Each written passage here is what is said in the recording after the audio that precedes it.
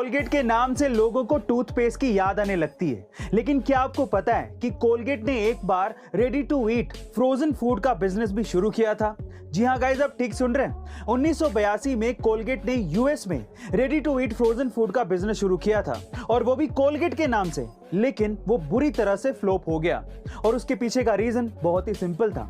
Colgate के नाम से लोगों को बाथरूम की याद आती है। अब आप खुद ही सोचिए कि खाने के प्रोडक्ट में लोग इसे कैसे एक्सेप्ट करते हैं, और इसी वजह से कोलगेट का ये आइडिया बुरी तरह से फ्लॉप हो गया। गाइस, क्या इसके पहले तक ये इंटरेस्टिंग फैक्ट आपको पता था? और अगर नहीं पता था तो कमेंट सेक्शन में जरूर लिखेगा। चकाचौंध भरी दुनिया किसे पसंद नहीं होती, लेकिन सेलिब्रिटी बनना इतना भी आसान नहीं है, क्योंकि पेपराजी यानी कि मीडिया वाले अपना कैमरा लेके आपकी फोटोज और वीडियोस की फुटेजेस के लिए आपके पीछे पड़े रहते हैं। एक हद तक तो ठीक है, लेकिन एक हद के बाद हद पार हो जाती है। तो जो सेलिब्रिटीज जिनको अपनी पर्सनल लाइफ में दखल अंदाजी पसंद नहीं है, उनके लिए 28 साल के एंटरप्रेन्योर ने एक एंटी पेपराजी स्कार्फ बनाया है। क्या खास बात है इस स्कार्फ की, जरा ध्यान से सुनिएगा।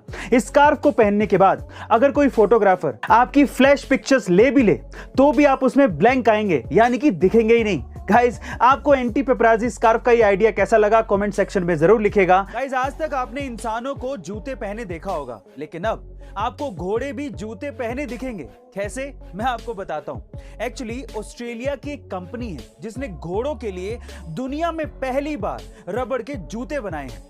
ये कंफर्टेबल हैं, लाइट वेट हैं, शॉक ऑब्जर्वर हैं, लेकिन सबसे बढ़िया बात यह है कि इन जूतों को घोड़ों को कभी भी पहनाया जा सकता है और उतारा भी जा सकता है। गाइस, घोड़ों के लिए स्पेशली बनाए गए इन जूतों के बारे में आपका क्या ख्याल है कमेंट सेक्शन में जरूर लिखेगा। गाइस, अगर आप कभी लिफ्ट में चढ़े हैं तो आपने देखा होगा कि ज्यादातर लिफ्ट में शीशा लगा होता है, पर सवाल यह है कि शीशा आखिर लिफ्ट में लगाया क्यों जाता है? चलिए आज इसका रीजन मैं आपको बताता हूं।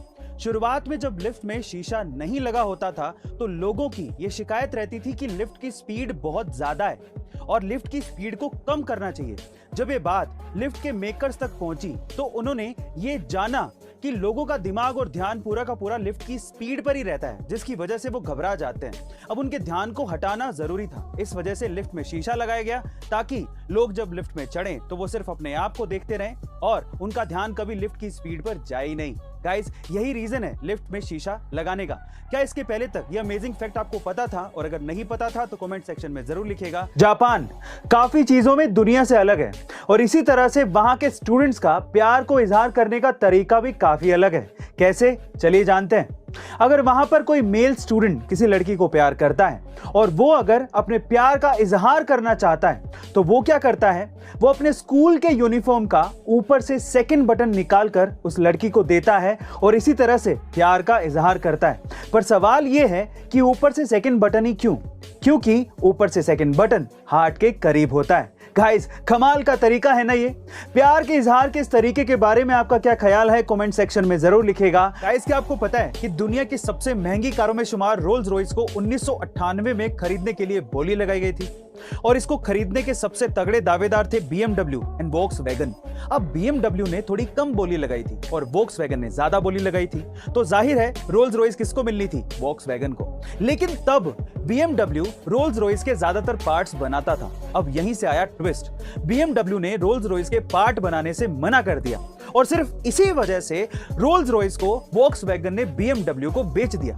अब ऐसा इसलिए नहीं था कि वोक्सवैगन पार्ट्स बना नहीं सकती थी, बल्कि ऐसा इसलिए था क्योंकि रोल्स रॉयस वोक्सवैगन के लिए एक नई कार थी, जिसके लिए पार्ट्स बनाने में उसे समय लगता और नुकसान भी होता। पर आपको नुकसान नहीं होगा अगर आप समझबूझ से इन्वेस्टमेंट करेंगे। तो आज ही डीमेट अकाउंट खुलवाइए, लिंक डिस्क्रिप्शन बॉक्स में गिवन है। हीरा यानी कि डायमंड बहुत ही महंगा बिकता है, क्योंकि वो बहुत रेयर है, आसानी से मिलता नहीं है। लेकिन अगर मैं आपसे कहूं कि आपके घर पे हर दिन डायमंड बनता है तो आप लोग क्या कहेंगे? जी हाँ गाइस, आप ठीक सुन रहे हैं। यूके की एक सेंट एंड्रयू यूनिवर्सिटी के प्रोफेसर डॉक्टर वुजोंग जोउ का कहना है कि जब मोमबत्ती जलती है तो उसमें हर सेकंड 1.5 मिलियन हीरे के कण बनते हैं, लेकिन उस प्रक्रिया में ये कण जल भी जाते हैं। अब वो इस चीज पे शोध कर रहे हैं कि कैसे इस प्रक्रिया से सस्ते हीरे बनाए जा सके। पर जिस दिन सस्ते हीरे बन गए, हमारे वारे न्यारे हो जाएंगे। गाइस, आपका इसके बारे में क्या ख्याल है कमेंट सेक्शन में जरूर लिखेगा, और ऐसे अमेजिंग वीडियोस के लिए शेयर, सब्सक्राइब एंड लाइक। मिलते हैं अगली वीडियो में।